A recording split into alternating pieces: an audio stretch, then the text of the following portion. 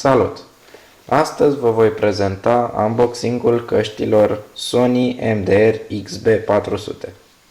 Aceste căști le-am cumpărat de la Flanco la prețul de 180 de lei. Să începem. Pe spatele cutiei avem niște informații despre căști. Scrie că au diametrul difuzoarelor de 30 de mm și alte informații, da, mă rog. Aici este niște scoci, mai avem nevoie de un cuțit, da.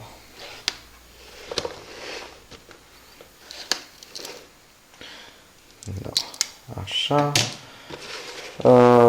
Aici au niște senzori, nu știu, fără de magazin sau ceva, nu știu, așa.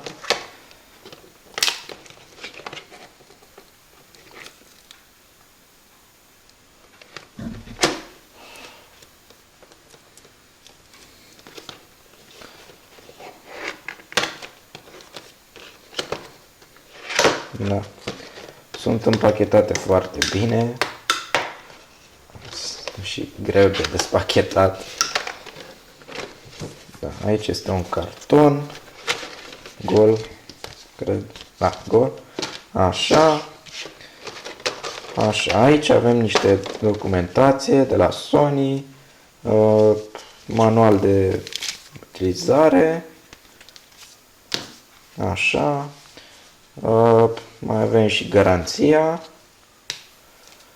Da, nu știu, ceva de la Sony. Să mă înregistrez pe site-ul lor sau ceva, nu știu, așa. Și da, altceva, tot un manual de instrucțiuni. Da. Aici este cablul, este înfășurat, așa, cu o sârmuliță. Are 1,2 metri. Da, aici au carton. Să le scoatem. Da, aici este plasticul gol. Așa. Da, scuzați. Așa. Căștile. Să le scoatem. Da. Acestea sunt. Aici au o suprafață lucioasă, după cum vedeți. Se vor zgâria foarte repede, dar da. Așa, aici este banda, scrie Sony pe ea. Aici scrie numele căștilor, MDR XB400 și pe partea și pe alta.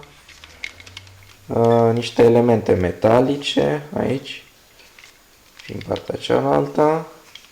Cablul este subțire sau, mă rog, plat, așa, și are niște striații pe el ca să nu se încurce. Da?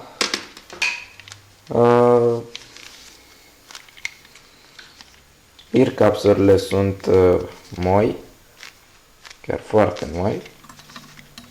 Da, și o să le testez și o să revin și cu un review.